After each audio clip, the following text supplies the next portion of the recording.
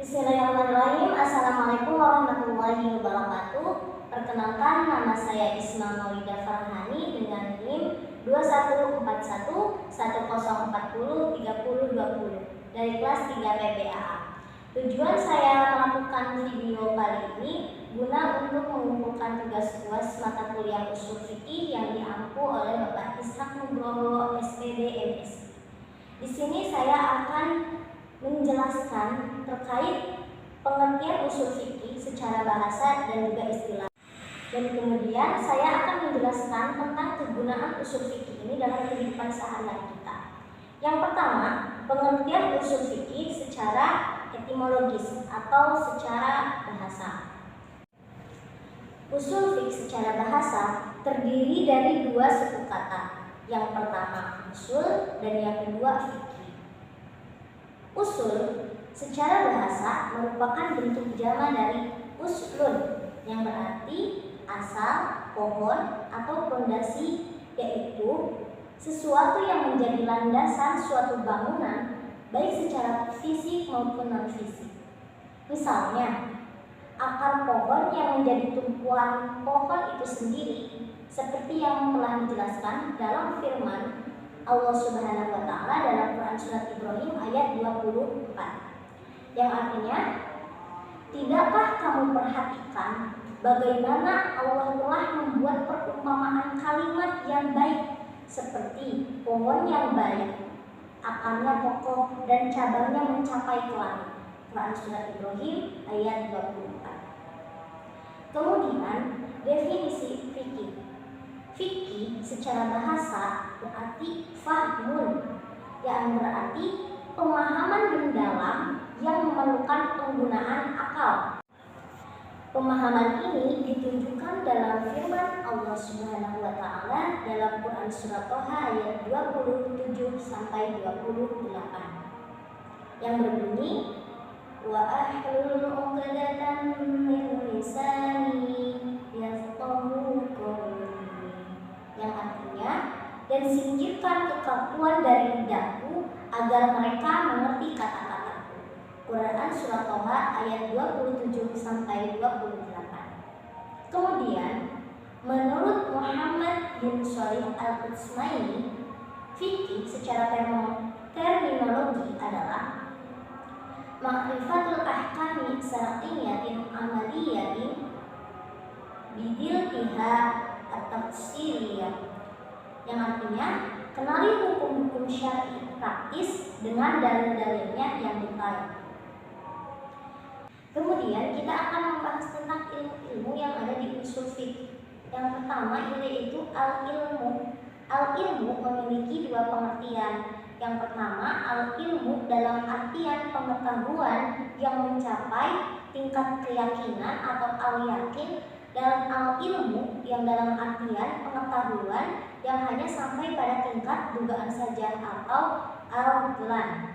Dalam definisi tersebut, al-ilmu yang dimaksud yaitu yang dimaknai dengan arti yang kedua, yaitu pengetahuan yang hanya pada taraf dugaan atau asumsi saja. Mayoritas ketentuan fikih bersifat asumtif karena digali dari dalil-dalil yang bersifat dalam niat dan niat.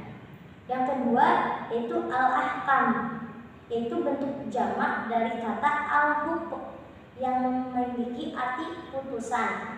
Al-hukm berarti ketentuan-ketentuan syariah yang berkaitan dengan perbuatan manusia yang berasal dari Allah Subhanahu wa Ta'ala, seperti wajib, sunnah, makruh, haram, dan mubah. Yang ketiga, asy-syar'iyyah, yaitu merupakan sifat atau adjektif hukum-hukum yang berarti yang bersifat syar'i. Karena itu, pengetahuan tentang hukum-hukum yang bersifat akli tidak disebut fikih. Karena pengetahuan tentang hukum-hukum yang bersifat indrawi tidak juga disebut dengan fikih. Demikian halnya hukum positif yang dibuat oleh sebuah pemerintah dan hukum adat yang disepakati di suatu daerah tidak termasuk dengan fikih. Yang keempat ada al-amaliyah, yang berarti bersifat praktis. Hukum-hukum yang tidak bersifat amaliyah, misalnya hukum-hukum i'tiqadiyah, tidak termasuk hukum fikih. Hukum i'tiqadiyah itu misalnya keyakinan bahwa Allah Subhanahu wa taala itu esa, tidak termasuk fikih.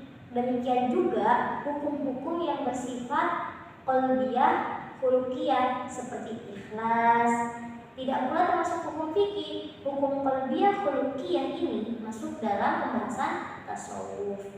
Yang kelima yaitu ada al-muktasabah, berarti bahwa fikih itu digali dengan usaha yang sungguh-sungguh. Dengan demikian, usaha yang sungguh-sungguh dalam definisi ini tidak termasuk fikih, karena pengetahuan kita tentang sholat, zakat, kewajiban haji, dan ketentuan yang bersifat daruri tidak termasuk dengan fikih. Yang terakhir ada al-adillah at-tafsiliyah, berarti dalil-dalil yang terperinci, dalil-dalil yang ijmali yang bersifat global tidak termasuk fikih, melainkan masuk dalam ranah studi usul fikih. Dalil ijmali misalnya am, khos, mujmal, muqayyad, ijma, qiyas, dan lain sebagainya. Sementara contoh dalil terperinci misalnya terdapat dalam Quran surat An-Nisa ayat 23 yang berbunyi hurrimat 'alaikum ummahatukum wa banatukum, yang artinya diharamkan atas kamu mengawini ibu-ibumu, anak-anakmu yang perempuan. Quran surat An-Nisa ayat 23. Maksud dalil ini merupakan dalil yang terperinci tentang kasus hukum tertentu. Beberapa definisi, misalnya Tajuddin As-Subki dalam kitab Hasyiyah Al-Bunani mendefinisikan usul fiqh itu sebagai al-fiqhu dalailul ajmaliyah, yang artinya dalil-dalil fikih yang bersifat global. Menurut Tajuddin As-Subki sendiri, usul fiqh adalah dalil-dalil yang bersifat global. As-Subki sendiri tidak menggunakan istilah al-ilmu karena dipandang bertentangan dengan substansi kata usul secara bahasa. Selain itu, tanpa kata ilmu, definisi As-Subki juga lebih serasi secara bahasa.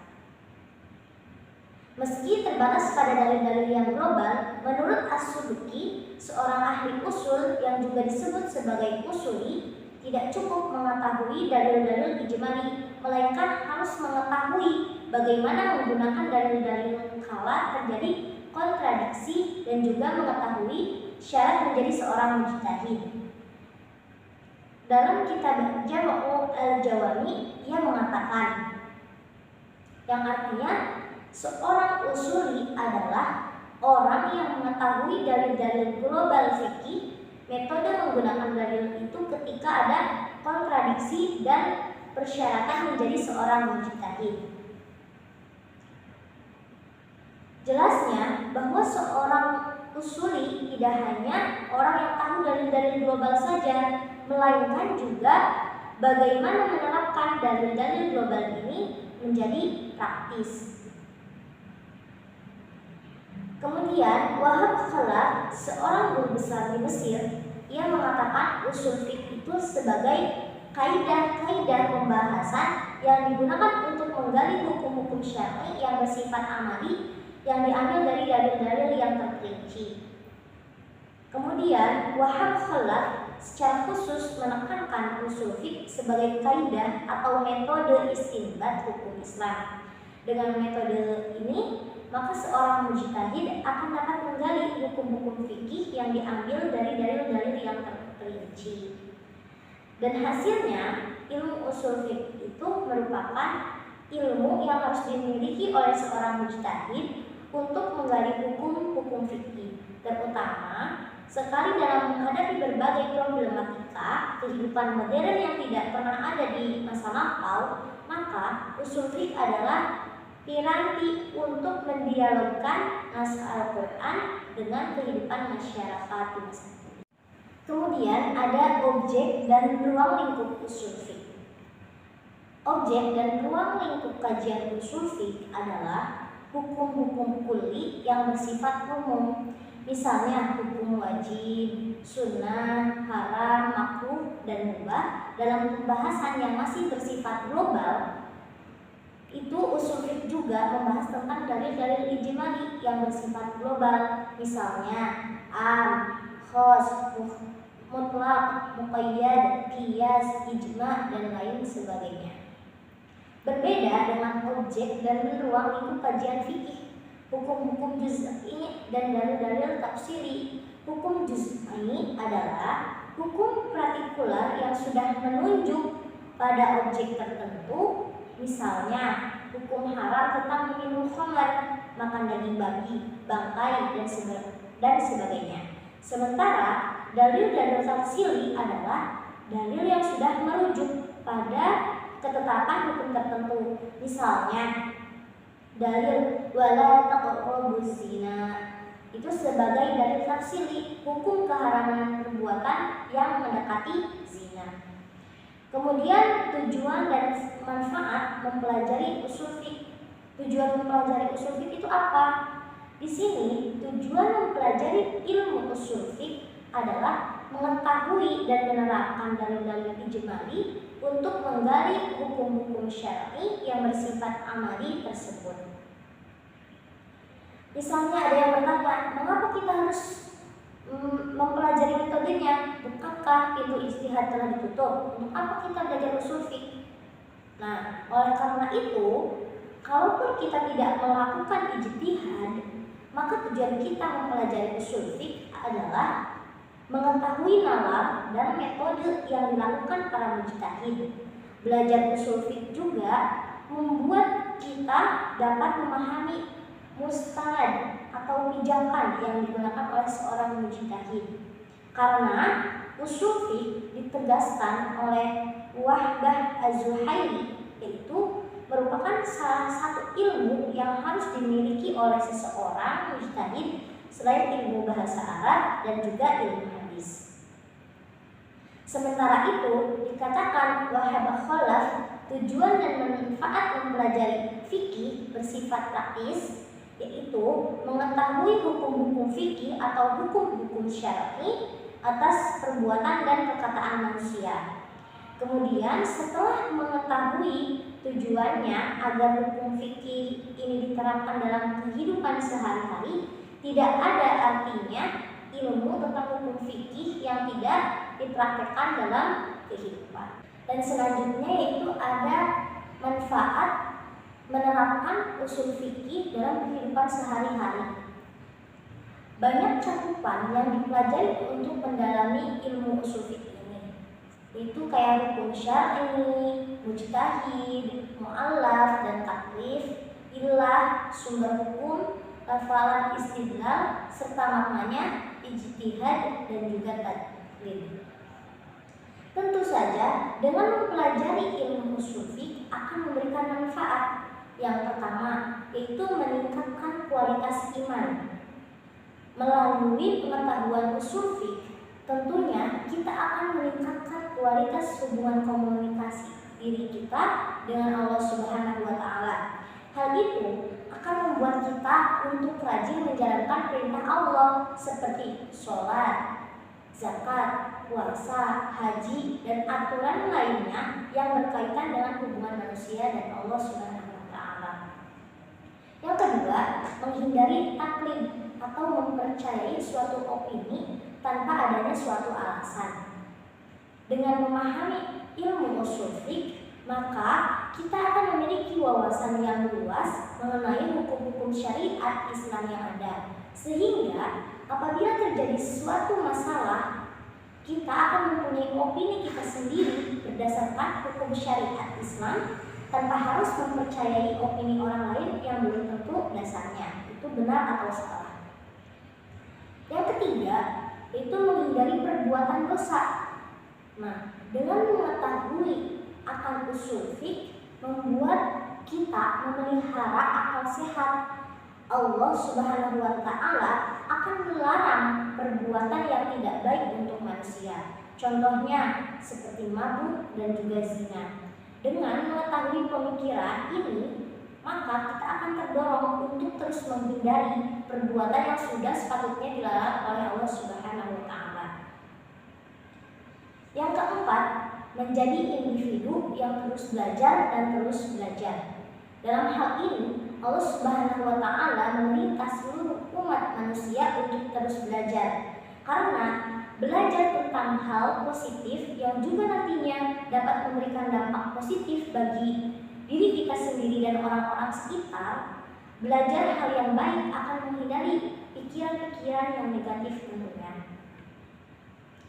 Nah, semua manfaat itu akan terasa apabila ilmu yang kita gunakan tersebut digunakan dengan sebaik-baiknya. Akan sangat percuma bila kita mempelajari ilmu ushul fiqh tapi kemudian tidak digunakannya dengan semestinya, sehingga dalam belajar pun itu memerlukan pemahaman yang dalam, tidak hanya di permukaan saja. Mungkin itu saja yang dapat saya sampaikan mengenai pengertian ushul fiqh secara bahasa, ushul fiqh secara istilah, ushul fiqh menurut para ahli, ushul fiqh di bagian objek kajian dan juga tujuan mempelajari ushul fiqh dan juga kegunaannya di kehidupan sehari-hari yang kita lakukan. Mungkin itu saja yang adalah saya. Wassalamualaikum warahmatullahi wabarakatuh.